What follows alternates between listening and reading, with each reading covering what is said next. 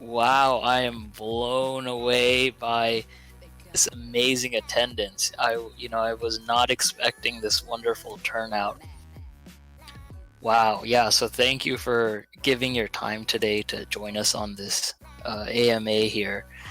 And before we dive into any questions, I also, just wanted to give thanks to our amazing community here in the Rain and Ruin Discord. As a solo developer, the sort of progress we're making from having over 1,000 members in our Discord to the Patreon support. It just would not be possible without everyone's incredible support and enthusiasm.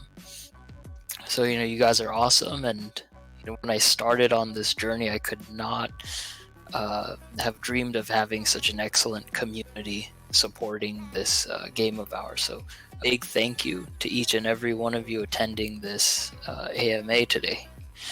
All right, so let's take a look at our agenda for today.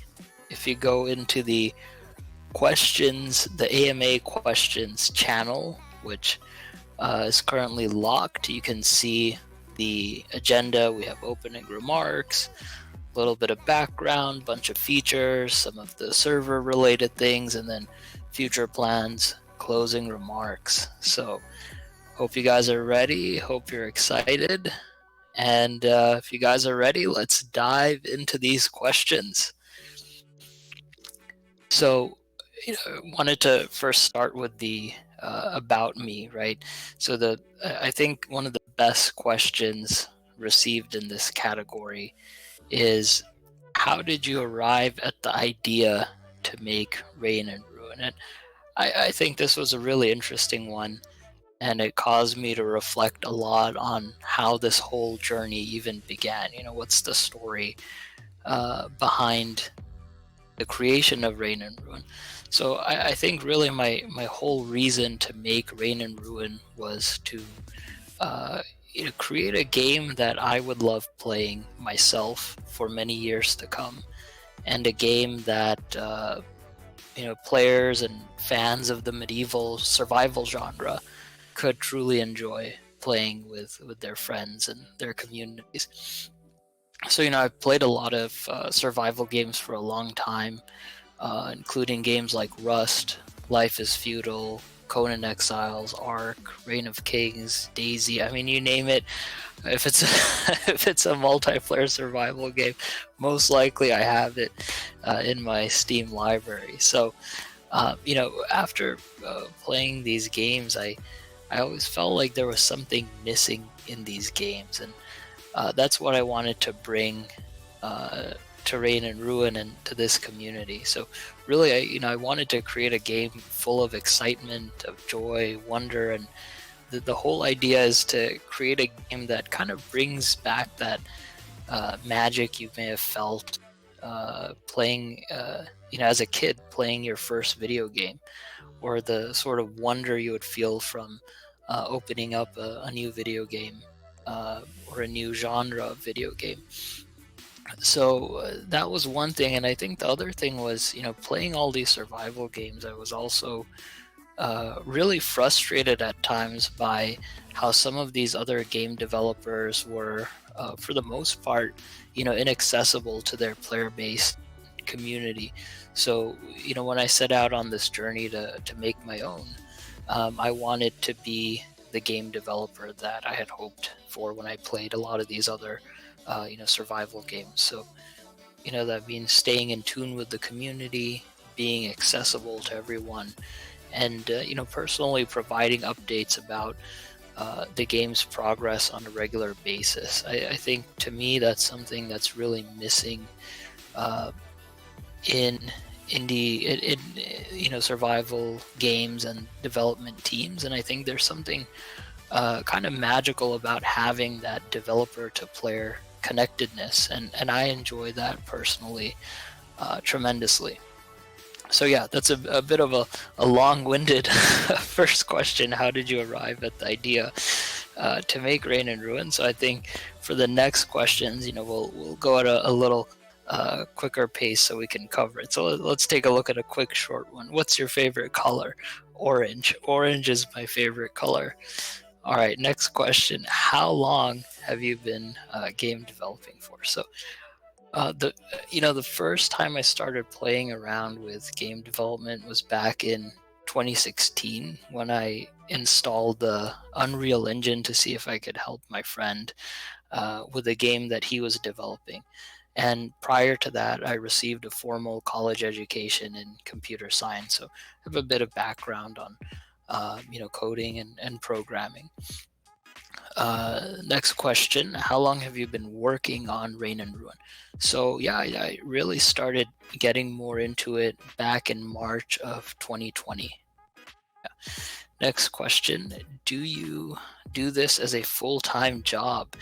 Yeah, I would say so, and then some. There's some weeks I'll work up to 80 hours depending on what goals I have set for that week. All right. How do you balance your workload throughout each week when you have to wear multiple hats in game development? So I think the key here is continually rotating what I work on, especially as a solo developer. So within the same day, I may start by drafting up some gameplay documentation.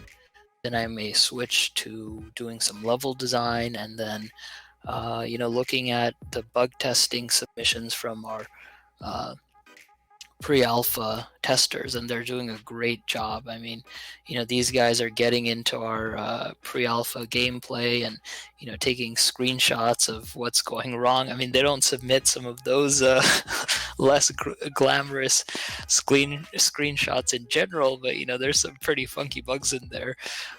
So looking at that, it always gives me a good chuckle, so really rotating through what's on the agenda for each day. All right, and then the final question for the about me or background is this really interesting question, right? The question is, it seems like such a monumental task to develop a game by yourself from scratch. What would your advice be for a game development student if he or she aims to do the same?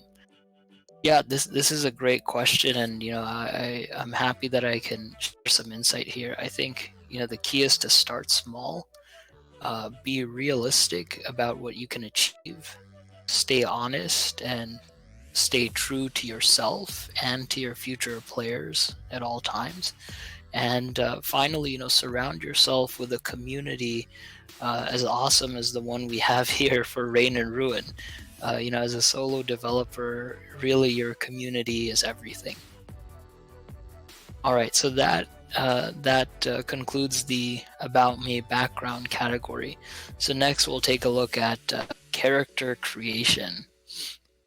So the first question we have for character creation: can players create more than one character? Yes, so you can create a new character for each server that you join.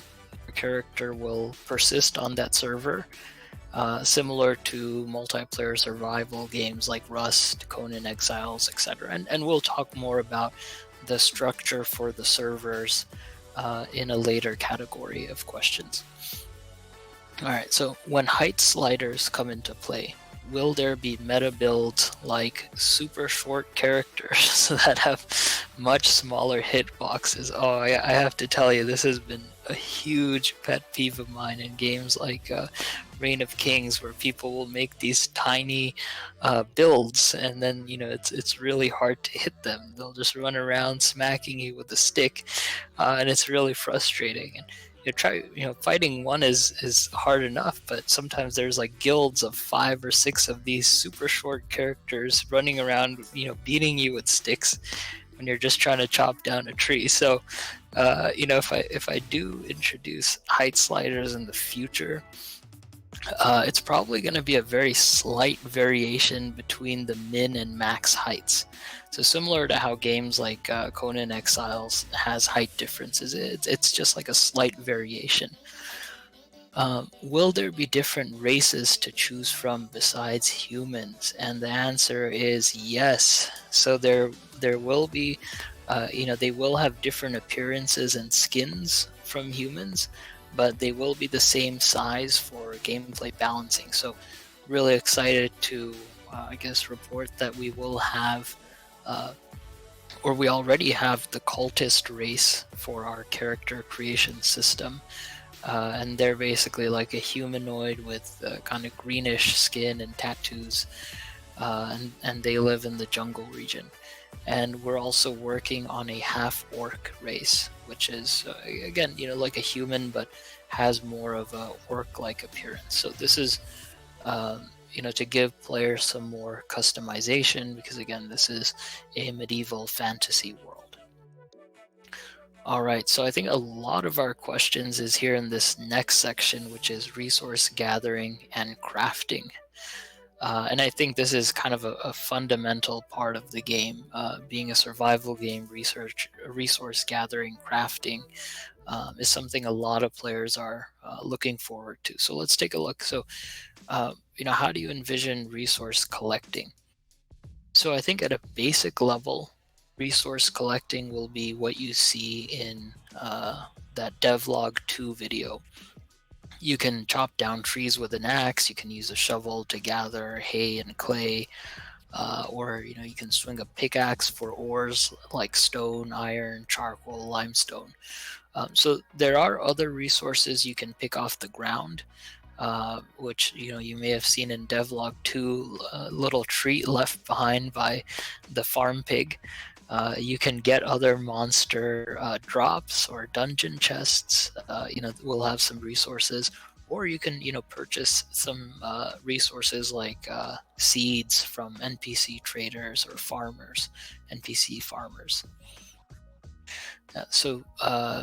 Next question: you can mine rocks on the surface, but will there be underground mines? And the answer is yes, there will be underground mines that you can mine at. The ores there will be more abundant, but those nodes will likely have some NPCs and monsters nearby that will attack you. So it's going to be more of an interesting trek going into some of those underground mines. All right, will the amount of resources you get per node increase with better mining tools?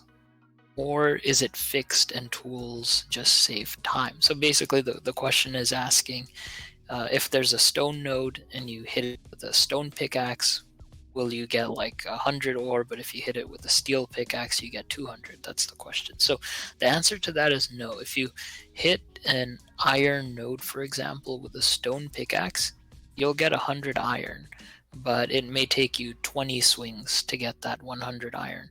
Now, if you hit that iron node with a steel pickaxe, you'll get that 100 iron, but it'll only take 10 swings.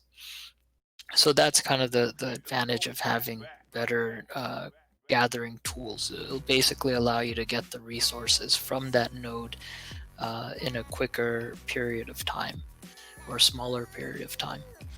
All right, so next question: how will farming be implemented in the game? Yeah, so I think that devlog 2 gives you a pretty good look at the farming system in its current state. I think beyond what has been shown, I will say your harvest from farming higher tier crops will be used to make more filling foods, more powerful potions. And what's interesting here is that I wanted to tie in farming to some other non-peaceful activities of the game. So pretty interestingly enough, the best sieging items like explosive trebuchet missiles will require an ingredient from farming. So you better start farming or recruit someone who enjoys farming. All right, so can you plant trees or other beauty items in the game? So I guess this question is asking decorative trees and plants. So yes, I do have plans to add cosmetic or decorative trees, and flower bushes that you can plant both outdoors and maybe indoors, like an indoor planter. So now, kind of going into some other aspects of resources. Will there be sheep to shear, cows to milk, chickens for eggs? Answer is yes, yes, and yes. You will be able to get some resources from the various farm animals in the game. All right, next question. Will there be fishing, gathering, herbalism, general farming professions for us retired folks, retired folks who like gathering and stockpiling lots of resources of various types? So yeah, I think beyond just retired folks, right? I think a lot of players enjoy having that sort of uh, calm experience, right? So yeah, I think that Reign and Ruin will also be, if you want it can be an escape to something a bit more gentle, depending on the server you play on, or if you want to play solo, co-op. So, I think when there's so much anxiety-inducing things going on in the real world for people at times, I want players to be able to find this sort of respite by escaping to this calming and tranquil, medieval world with soft medieval fantasy music playing in the background. And so, you can run through forest gathering herbs. You can, come back to your homeland claim before nightfall. Maybe brew some potions. Plot your farm while listening to birds chirping, and waiting for that next soothing soundtrack to come on, right? So yes, there's definitely a calmer side to Reign and Ruin for the retired folks, as you asked in your question, but really for anyone looking for a nice, relaxing style of gameplay. Will there be any kind of cosmetic only items? Yes. So some of the clothing items will be cosmetic, meaning that they will look great, but they don't provide any type of defense bonus. So this is, mainly for RP. There's the royal outfits, such as dresses and fancy tunics, and if you check out Devlog 2, you'll see some of those cosmetic clothing items that we already have in the game. Okay, was there any thought to a skill system at one point? Yeah, so I have thought about it, and the way I'll talk a little bit more about how crafting in Reign and Ruin works. But there's basically no set, skill tree or skill. There's no EXP or leveling system in Reign and Ruin. We're gonna take more of a traditional survival game approach to this, where you can build things based on the crafting stations that you make. So this kind of ties into a couple of the other questions we have here. Is there going to be a learning system like in Rust? Do you want people to be generalists as a playstyle, like in Reign of Kings, or specialize, like in games such as Life is Feudal or other MMORPGs? So I want any player to be able to craft anything. So some days you might want to, really be like a potion maker.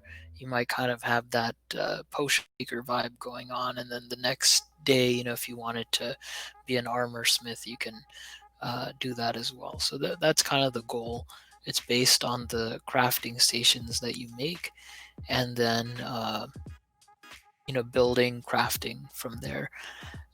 Will there be learning? Will there be a learning system like in Rust? Yes. So you do need to unlock some recipes in order for them to appear in those crafting benches.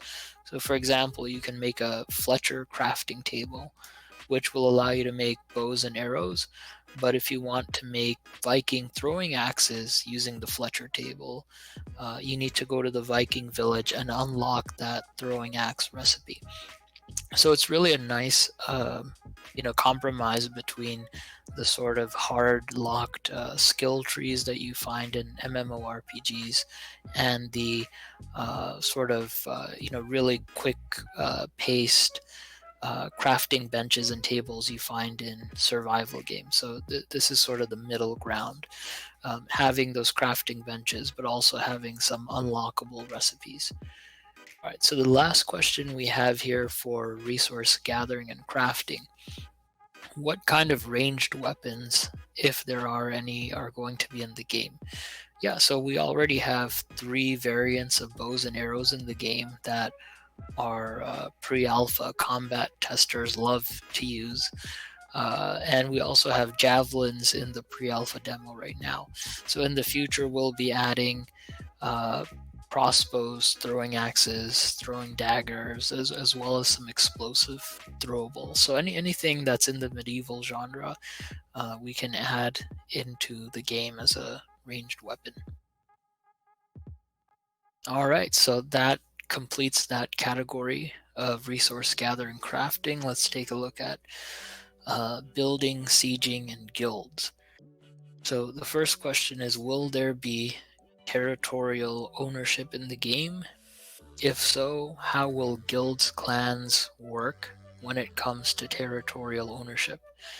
So yes, you can claim an area of land by placing down a land claim throne. This claim will belong to you, but whatever you build on this land claim area can also be accessed by your guild based on the permissions you set. So, for example, you place down a land claim throne, you can start building your own, little hut there, and anyone in your guild can, anyone with a certain rank in your guild can open the door to your house and, open your chests and stations, things like that. So what happens if you leave that guild, right? So the great thing here is if you leave that guild, your land claim follows you, meaning your land claim and all that you've built doesn't automatically become property of a guild after you leave it. You get to keep whatever you built on your land claim. Will there be different building materials, some form of scaffolding, so we can see what the final structure looks like relatively cheaply, and then farm the cost for the finished product? So this is a great question, right? If you are planning out a really large castle, you want to have an idea of what it looks like before you start putting in all the resources. So yes, the answer to this is yes. This is covered a bit in devlog 1, the building devlog. Instead of scaffolding, you have the fairly inexpensive wooden structures and thatch roofing that you can use to plan out how your buildings will look like, and then you can upgrade it from there. All right. Will vassals or vassal states become a thing? Or would the worry be about megas, zergs coming in, so it would be hard to implement? So I haven't thought too far into this yet, right? The idea of having vassals. So far, there are 2 king thrones on the map, but I would like to add maybe 4 smaller seats of power, maybe associated with each NPC town. So I think that's something that I'll continue to think about, to see if there's some additional areas of influence that players can compete over. How is the guild system going to work? Is there a way to officially start alliances, tell what guild a person is a part of, tell what guild a base belongs to, etc.?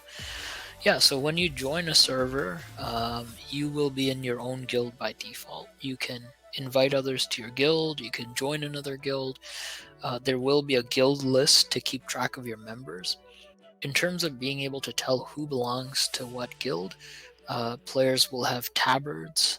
A guild emblem will show up on your nameplate.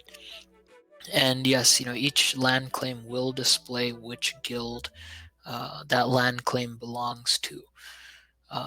So is there a way to officially start alliances, was part of the question. Not yet, but I think one of the things I really want to flesh out in this game is to have a very strong guild and community system. So as we get further into development, maybe it's not going to be ready for pre-alpha, but definitely, or sorry, for early access, but definitely for the full launch of the game, I'm hoping to have a lot of features associated with guilds and a lot of intricacy there for players who enjoy that sort of guild play dynamic. All right, so will you be able to customize guild permissions without giving member ranks they shouldn't have? Yeah, so yeah, guild permissions will be determined by one of 3 ranks that each guild member can be in. So each guild will have basically a leader rank, a member rank, and a recruit rank, and each rank has associated permissions. I think some doors, though, what I will do is maybe have some sort of lock, like a code lock system similar to Rust. So let's say that, there's a bunch of leaders in your guild, but there's one room that you want only you to access. You don't want anyone else to access. You can put like a door lock on that lock. I think that would be a really neat feature to have. All right, which perks? Oh, this one's a fun one. Which perks do you and your guild get when you claim one of the thrones? Yeah, so what I can say is it's good to be king. So there are 2 thrones, and each throne controls 1/2 of the game map. So there's a frozen throne in the north, inside of the ice mountain, and a molten throne, or I just don't know the best name for this, but yeah, basically there's a throne inside of a volcano. That's that's pretty awesome. So yeah, if you control the ice throne, you're basically king of the north, and as king you can name the kingdom. So basically you name that northern half of the map. You can wield a very powerful weapon made for the king, and you can set attacks on the resources that everyone on that your half of the map collects. And if you're the king and you have a guild, then your guild members will be exempt from this tax.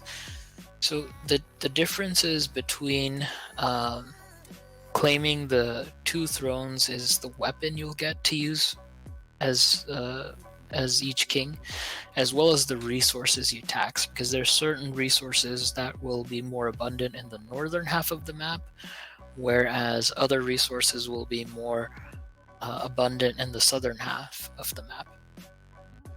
Okay, so the next couple of questions, we have some things about sieging and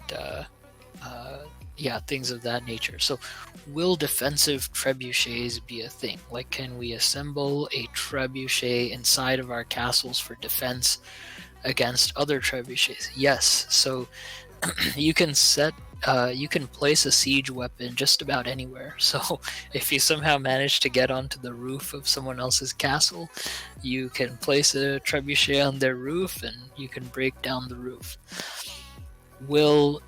And so by extension that means you can have a defensive trebuchet behind your own castle walls to fire back or to defend against sieges. How will destruction work? For example, if you destroy a wall, will there be rubble or will it disappear? Yeah, so whatever you destroy will leave rubble. This is built into Unreal Engine's Apex destruction system, and the rubble will despawn after a short period of time. This is to really keep the server performance up. Oh, this is a fun question. Will we be able to capture a castle if we do enough damage and besiege it sufficiently? Of course, that's the point of the game. You get to siege enemy castles and you capture them.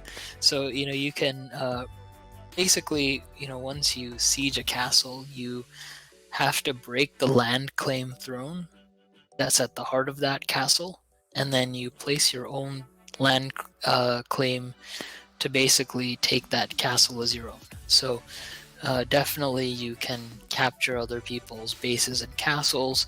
Of course, there's going to have to be a lot of balancing that goes into that so that, a whole server doesn't wake up the next morning and suddenly everyone's, base is gone overnight. So I'm looking into some balancing for that. But yes, you can definitely siege people's castles and take everything that they've built there. Will there be a voice proximity chat in the game? Yes, there will be voice proximity chat, and that should be in the game as soon as the early access game hits Steam. And I think it's a very important part of the game as well. Being able to interact with other players with voice chat. It's a big part of what makes survival games unique and special. Last question related to base building, guild sieging. This is brilliant. So this person asked, will we be able to keep dogs or geese on our properties, which warn us when other players or NPCs step foot onto our property? So just imagine a guard geese going every time someone steps onto your land. I think that's an excellent idea. I think it should be definitely. It's something that's definitely possible. I didn't previously have plans for this in Reign and Ruin, but I definitely do now. I think that would be just an excellent part of what you can have on your base, and I think it adds a lot as well from a practical sense. Yes, so guard dogs, guard geese, I will say is now a confirmed feature of the game. All right, so next category is game world. So basically the map, what the game world looks like. So the first question is, will the starting area be in the middle of the map and move outward, or will it be on the outside and players work their way in? So it's going to be the latter. When you join a server on Reign and Ruin, you're going to start in the Seafaring Port Village, which is located on the outer edge of the map. And from there, you start venturing deeper into the map. Will there be safe zones and PvE zones? Yes, so the starting area is a safe zone. I'm still mulling over the idea of whether to make the NPC towns, such as the Viking Village and the Dwarven Mountain, as safe zones as well. So I'll think over that a bit more to see if there's other safe zones for the game. Are there PvE zones? Yes, there are certain areas that will have dungeons, PvE monsters, things like that. Will there be multiple seed maps or random maps, or always the same maps? And also, where will nodes spawn on the map? Yeah, so this is a great question for our early access launch on Steam. All servers will be one main map that we've handcrafted, and we've made it in such a way that the thrones are strategically positioned at the opposite ends of the map. The plague, the city that basically has broken down is on the opposite end of the starting zone. So in terms of what's on the map, they're kind of strategically placed to and handcrafted to allow for player interaction and conflict as well.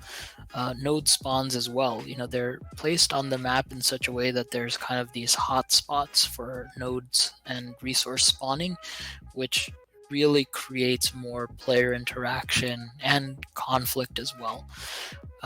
So I think maybe in the future there might be randomly generated maps, but for right now the map was built with a lot of consideration in mind to maximize player-to-player interaction. What's the size of the world map? So I remeasured the map recently, and I'd say we're close to 2.5 kilometers by 3 kilometers. How close can you live to NPC towns? So you can live close enough that you can see the NPC towns, but there will be a substantial no build zone all around the NPC city. So, you can't just build right up against the wall of NPC towns. There are also, no build zones all along the roads and pathways of the map. And so what this does is it prevents you from blocking off the entrance to like an NPC city, or or guilds blocking off the entrance to the lava zone, for example. Okay, so if we attack an NPC settlement, will there be loot to steal? Yes, so there will be loot to get from killing the NPCs, though you have to be careful, because if let's say you attack one dwarf, then all of the other dwarves that are within sight will jump in with their battle hammers and start beating you over the head, and swearing in dwarven tongue, and using their battle axes to defend their home, and to stick out for their kin. So you got to be prepared if you want to attack any NPCs in an NPC settlement. Now, vendors are a little different. Vendors, because they have items, I don't think I will include them as part of that PvE sort of scenarios. But definitely, there's a lot of NPCs in the villages that will basically, you can fight and kill and get loot from. All right, so if we we answered that question. Will certain things be inclusive to certain areas of the map to promote trading/raiding between the different regions? Yes. So then this is what I mean by the map is handcrafted. So there's a reason why I'm hesitant to make it a randomly generated map, because for example, the jungle region, which is home to the cultists, and you can see some of their awesome armor. I don't know, maybe our pre-alpha testers have shared some screenshots of them wearing the cultist armors. But the jungle region is basically home to the cultists, and they will have, for example, certain herbs that are in the jungle, and you can't get them in any other region of the map. The lava biome, for example, will have a certain ore, the obsidious ore, that you can only get from there, and it's what you need to make the highest tier of armor. So there are resources definitely that are inclusive to specific areas of the map, and yes, it does promote trading. So yeah, let's take a look at then the next category of questions: AIs and NPCs. I'm just going to take a quick 10-second break here to sip some water.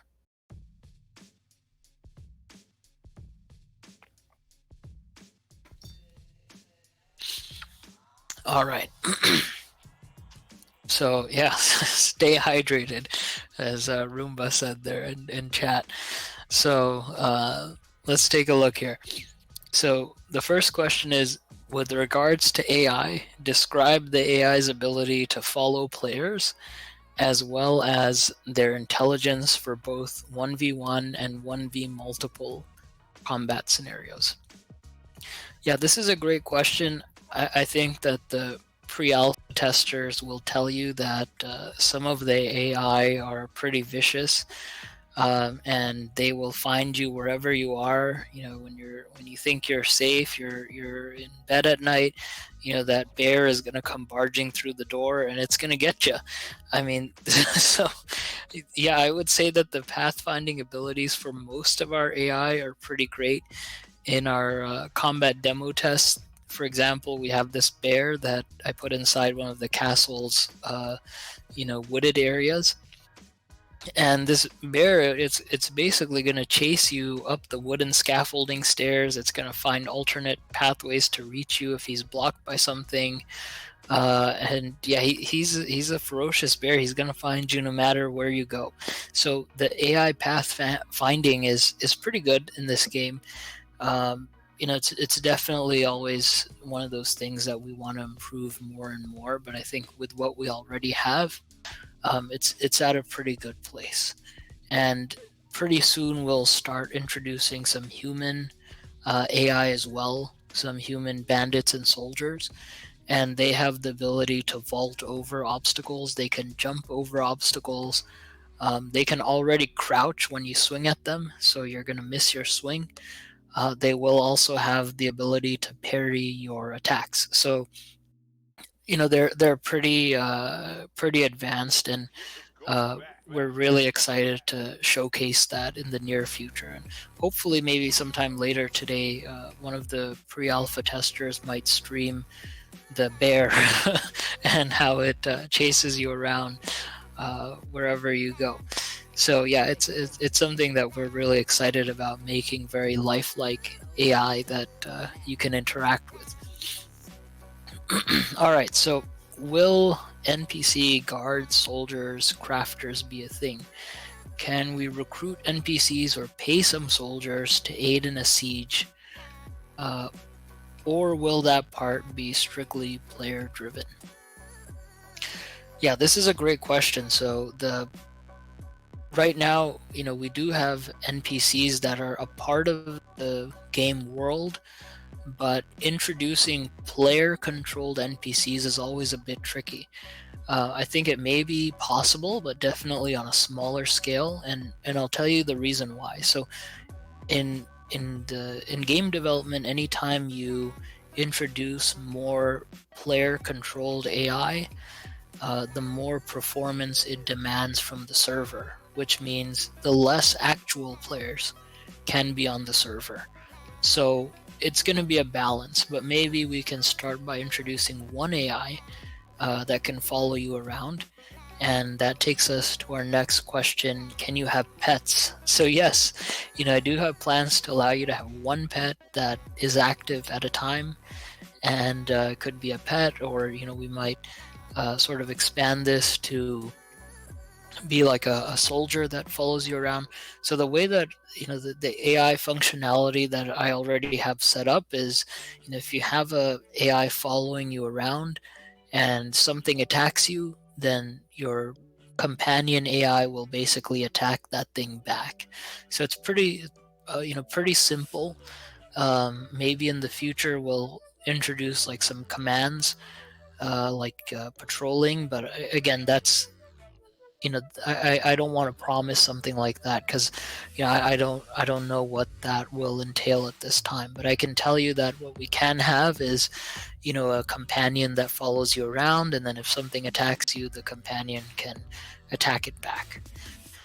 So yes, you can have pets.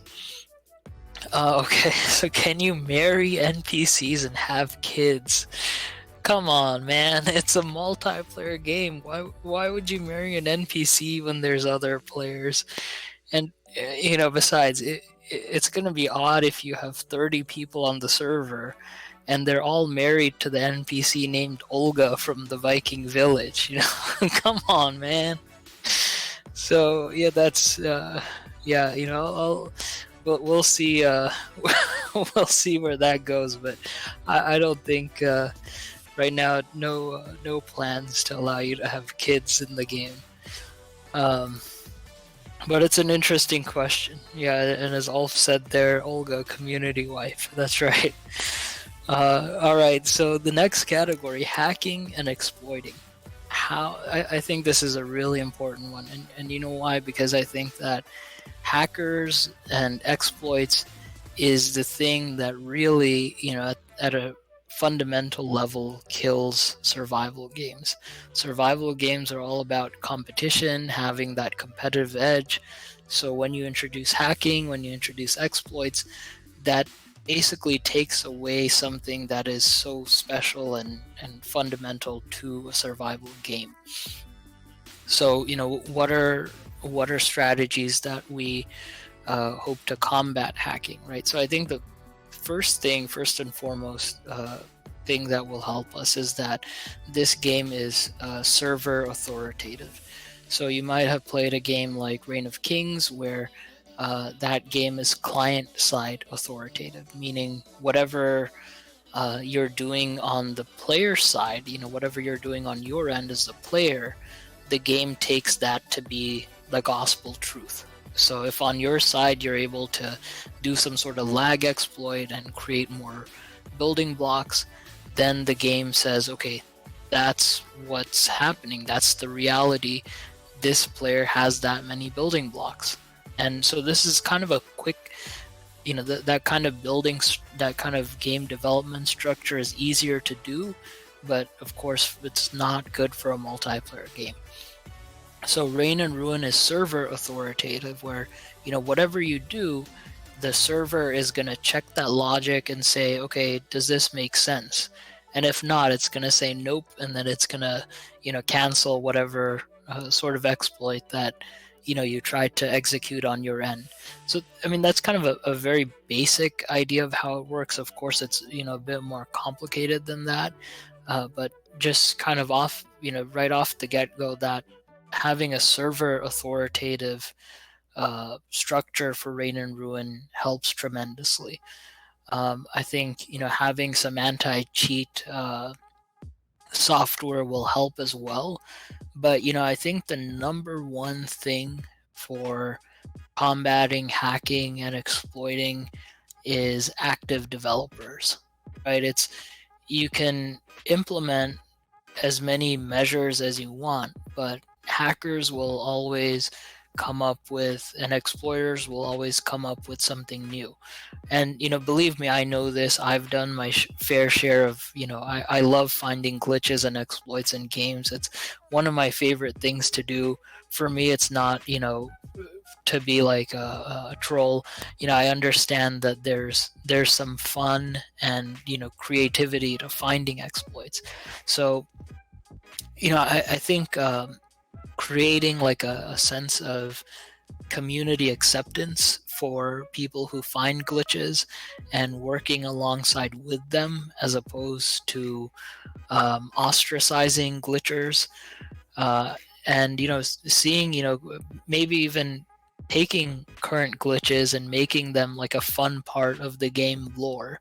And of course patching them, but having some sort of like reference to it and making it a part of the game's story and the fabric of the game. So I think that's one thing, but I think the other real thing is just being active, as a developer, staying in touch with the community, listening to what sort of bugs people report, and taking action to fix that right away.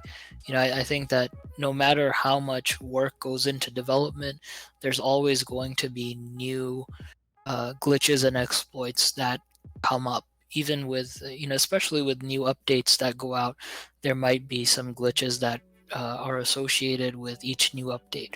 So it's just really a matter of being an active developer, listening to the community, looking out for the bugs that you guys will encounter, and then being very proactive and responsive about addressing those things, fixing those things as they come up. So I think that's really the best way to, on a long term, to combat hacking and exploiting. All right, so that's for hacking and exploiting. Now let's take a look at server and networking. So the first question is, will the servers be dedicated or peer-to-peer? So we'll have both. You can play on a dedicated official server, you can play on a dedicated community, or you can play solo or a co-op on a local server that you host from your computer. So right now we already have the local servers working. Our pre-alpha testers are have been hosting servers. We've been joining servers. Big shout out to Hoffman. He's he has a really amazing internet connection, so he's been hosting like almost like 10 to 20 players from his own computer, and we have a dedicated server. We're setting up the dedicated server with our game right now, and I'll talk a little bit more about the player count in just a few questions here. So what kind of server is it going to be? So meaning like a dedicated unique server like Rust, Conan Exiles, Reign of Kings? Is it going to be a grid cluster type of server like Arc and Atlas, or will it be a giant map with transitions by server like Life is Feudal or other MMOs? So it's going to be a dedicated unique server like Rust, Conan Exiles, Reign of Kings, etc., where you start a new character based on whichever server you are playing. Will servers be hard locked based on IP or on ping? So most servers will have a ping cap, which will really reduce the likelihood of interacting with and fighting laggy players that are bouncing all over your screen. So some players, or I should say, some servers will not have a ping cap. And this is going to be great for guilds who have players in different parts of the world. So you might have players in, um, Europe, and you might have players in the US, and you want to play together. Well, there's going to be some servers that, again, you can do that because they won't have a ping cap. All right, and the last question, and I think this is a really frequently asked one: how many players do you expect to be able to have playing at the same time? So once we roll out our dedicated server testing next week, we're going to try to stress test first at 40 players, then we'll climb to 60, then 80, and then hopefully we'll reach 100. So again, I really believe that I never want to overpromise anything. I always say that we have a goal to reach 100, but you should expect what I'm confident about is that we can get 40 players on our dedicated server. That much I know we can do, and from there we're going to try to scale and optimize to see if we can get more and more players and hopefully reach 100 players per server. I think given the current map size, more than 100 players might make the map a bit too crowded. So that will be our cap, and we'll talk a little bit more about expanding from there in our next section, which is Reign and Ruin's direction and future plans for Reign and Ruin. So yeah, I think this is really one of the more exciting parts. Again, whatever I say here for this section is more of ideal sort of scenario. So these are not planned or promised features, but more of just to give you an idea of how I'm thinking about the future of Reign and Ruin. Some of it is, and I will verify the parts that are more set in stone.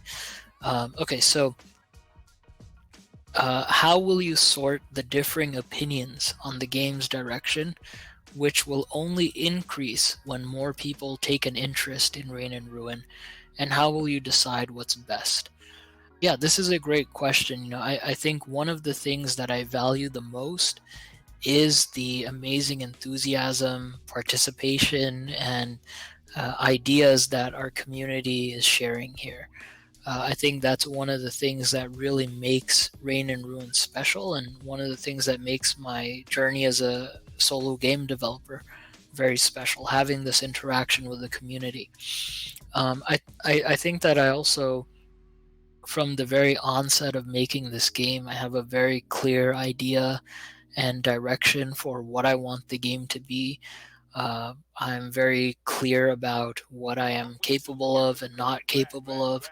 So, for example, when people ask, oh, you should have a lot of AI that you can control and make an AI controlled city. Well, I think that's an amazing idea, but, I will be very realistic and say, hey, you know what? I think it's a wonderful idea, but, given what our capability here is from a development perspective, I don't think that's realistic. So, I do have a very strong set idea about what I can and can't do. And from there, I'm always open to hearing ideas and suggestions that could improve the game. Because ultimately, this is a game for you, right? For our players, for our community.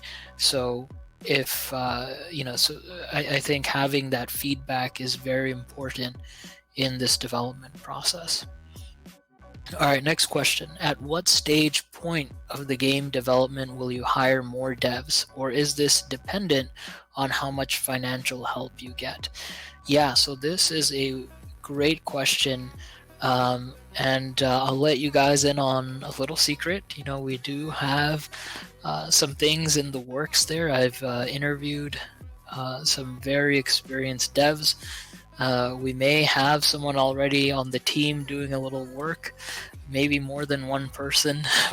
So, yeah, I think that depending on the success of our early access launch, we can definitely bring on these developers to help on a more regular basis. But they've been doing a great job so far in the recent work that they've started doing. And this is, going back to this question, is this depending on how much financial help you get? Yes. So, developers, especially, experienced, very competent developers, they're not going to work for free. I mean, they have offers coming from everywhere. They're not going to, spend several hours of their day when they could be working at a AAA studio, getting paid the big bucks, right?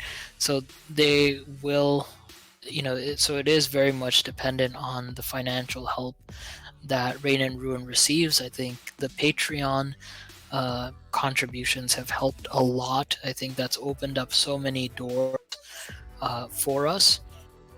So, I think that, any financial help we can get helps out tremendously. With that being said, I've made an announcement about this before. We will open up a new Patreon tier, which is called the Ancients. And with this, it's a $30 tier. You get access to the game right away. So whatever we have right now, whatever the pre-alpha testers are playing, you can join in and play as well in February. So look out for that. It's a great way to, hop into the game, and it's a wonderful way to help the development of the game and to make Rain and Ruin even more awesome for when it launches in early access. Great. So, next question: is Rain and Ruin based on a monthly subscription, or is it a fixed price? Yeah, so the great thing about Rain and Ruin is that it is you buy the game once and that's it. You don't need to pay any monthly subscription fee to play Rain and Ruin once it comes out, like many of the MMOs. And this game is not really an MMO, right? It's a multiplayer survival sandbox game, so it is a one-time payment. How much of the game will be pay to win? So there is no pay to win elements in Rain and Ruin. Many of you will be very happy to hear that. If there are ever any additional things you can pay for in the future, they'll be purely cosmetic items. Maybe you'll get like a pirate eye patch you can buy, or like a golden tooth. Well, some really funny, fun, or even really elaborate looking dresses or tunics, whatever it is. Again, purely cosmetic items. All right, so now this question's a really insightful one. What is your plan for the end of the game's life cycle? Will this project go on without ceasing for the foreseeable future? Will it end when the game is stable? Will it end after a fixed point of content creation? Do you plan to make a sequel, stick with DLC, etc.? So, again, the whole reason why I set out on this journey to make Rain and Ruin, I think this is one of the better questions to conclude with, because it really allows us to circle back to the first question that we started this AMA and this journey with, is that, I want to make this game as something that we can play for years to come. I hope to hop on to Rain and Ruin 3 years from now and see that it's a very active community, and interact with the players in game, kind of hop from server to server, see what's going on. And of course, I won't have any. I promise I won't use any special admin privileges. I'll start as like a serf and starting village, and work my way up just like everyone else on each server. But I think that the goal is to continue, coming out with new content, because this is something that I'm building a world here that I would really personally enjoy myself. That, the sort of content I would want to see, and again, the things that I had hoped that the developers from the survival games I had played would have continued to do. Continue to come out with new content. Give something new for the community to enjoy and explore. Every so often. And it's the little things, right? It doesn't have to be like a grand update every time, but even having just small things added to the game each month, I think goes a long way and adds a lot to a game. So that's kind of my goal here is, to slowly add new content over time. Okay, and the last question I think is really a sort of a grand and exciting question. We'll conclude here. We're just at the 1 hour mark here. So, are there plans for an MMO in the upcoming future if the game does well? Yeah, so this is a great question. I've always been hesitant to go in the MMO direction because I know that every new sort of naive game developer thinks that, I'm going to make a grand MMO that everyone will love, and then they start the process and they realize, oh crap, this is not what I thought. Making an MMO is insanely challenging, and it's very naive to think that as a sort of new developer, you can embark on an MMO. So I think, looking at previous models, what I really liked about, for example, Life is Feudal, is they created a smaller, survival sandbox multiplayer, sort of, what we're aiming to do here. And from there, based on the lessons they've learned, the server infrastructure, the having just even a basis and world already made for the game, then they scaled up to an MMO. So if we do ever create an MMO, I think that would be the direction we take. We see how Reign and Ruin does first. If the game is a success, if there's a huge demand for an MMO, if we have the sort of funding and the expertise on board to create an MMO, I think that that could be a possibility. And I think the way that the game world is set up right now, where you have this main map and there's 4 different NPC towns in each corner. You have the dwarves, you have the cultists. Where do these people come from, right? Because they're on this game map, they're sort of in their corners in a little town. But what an MMO would allow us to do is really expand on that story. That we take this ship at the at that cultist town, and then we go to like a bigger continent that has cultists and maybe some other races. We go to the Viking village, and maybe there's this whole other Norse continent that they take us to. You can pay one of the Viking sailors there and travel to this other continent. So that's the type of thing that I would be excited about if I were to make an MMO. I think our current setup definitely lends itself to making an MMO in the future, but I think it's definitely something we'll have to assess based on how Reign and Ruin does. And that's my primary focus right now, is making sure that the game we have here and the community we have here and the interaction we have is the absolute best, and from there we can see where we go. So I think the future for Reign and Ruin, there's a lot of potential, and while I love potential, I'm also very much a realist and a practical person. So for right now, Really happy with the direction that we have. Again, we're planning to launch in Q2, so sometime between April and June. And that, I know for sure we can make that timeline with the features that we have planned for release. So yeah, it's very, very exciting.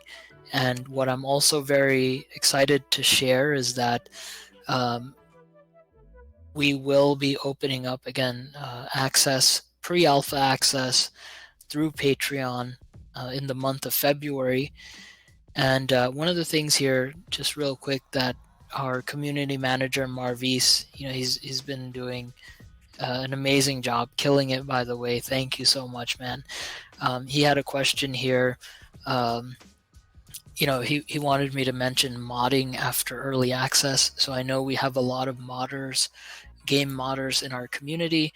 And so, after early access, maybe closer to the full release of Reign and Ruin, I do plan to have modding and, allow you to make your own game mods. So yeah, definitely that's something that's in the plans as well.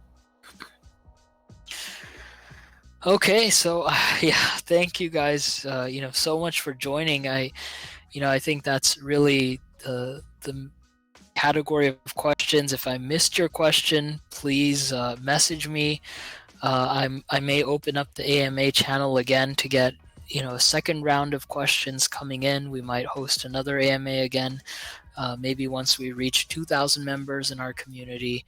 Again, my thing is I love interacting with the community. I think one of the most special things about being a game developer is the developer to player interaction. So again, I want to thank you guys for joining today on this AMA. Again, it's having this community, we have a scroll bar here. I have to scroll through the list of the people in this channel. I couldn't have imagined that, when I started on this journey as a solo game developer. So I'm really, incredibly thankful, blown away by what the community that we have here, and for you guys, joining us on this MMA. Sorry, not MMA, on this AMA. Hopefully, it doesn't turn into an MMA, but this AMA, and really joining me on this journey. It really feels like a dream come true for me. So thank you for your time. Enjoy the rest of your day.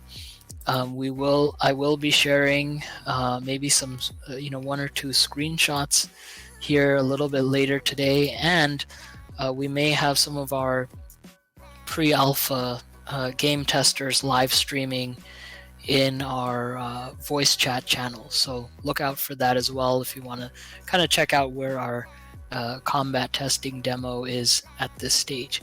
All right, guys, thank you so much. Have a great rest of your weekend, and I look forward to continuing to interact with you and seeing you again here for our next AMA when we reach 2,000 members in our community. All right, have a great day, everyone. Thanks again for joining.